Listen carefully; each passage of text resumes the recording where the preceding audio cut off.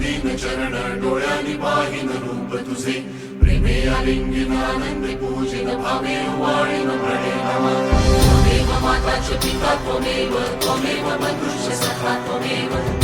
विद्या द्रव्यं त्वमेव सर्वं मम देव कायेन वाचा मनसेन्द्रियेण वा बुद्ध्यात्मना वा प्रकृतिस्वभावं करोमि यत्